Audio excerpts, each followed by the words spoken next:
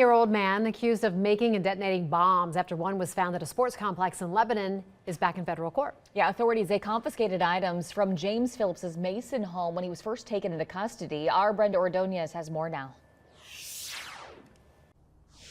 Yeah, we're here at the Butler County Jail where about 10 minutes ago, Phillips walked out of this jail and into the warm embrace of his parents who were standing close by. Now, we actually had video of that scene that we're going to be showing you here. You can see Phillips was, walking out, embracing his parents and who appears to be his girlfriend. All three of them, all four of them, I should say, stood here for quite some time, just hugging each other. Phillips has been here at this jail for the last 5 nights. All four of them have walked to their car arm in arm. Now his parents are going to be acting as third-party custodians for the remainder of his court hearings. And again, he's going to be remanded into his Mason home. He's going to have to stay there. We do know that the home in Oxford was his condo. He's not going to be able to be going back there, though. He's going to be having to stay at his Mason home. Again, this is just a list of requirements that the judge imposed in order for him to be released today from federal court.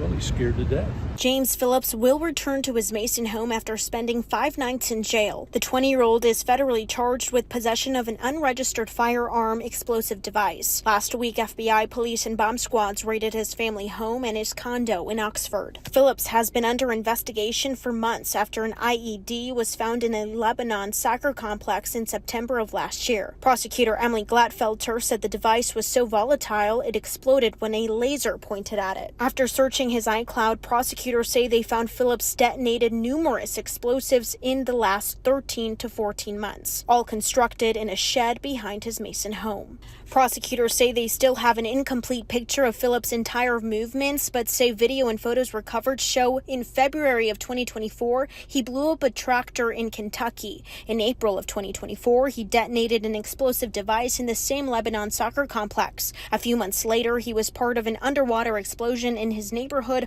followed by another explosion in Kentucky where a car was destroyed. Prosecutors say his latest explosion happened last month where he exploded a television. Prosecutors say officials recovered over 60 samples of components Phillips created by mixing chemicals. Prosecutors say these creations were volatile and were transported by Phillips in his car. Prosecutors asked he remain in custody. Phillips' high-profile attorney Scott Croswell objected.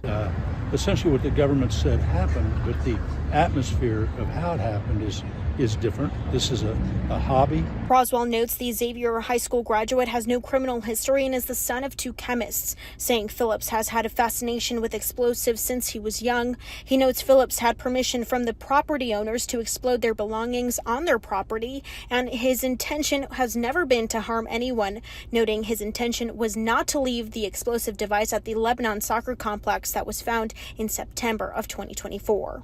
The idea was to explode it in the parking lot like they had exploded them in a lot of other places and go home, but he was interrupted by the police is what happened.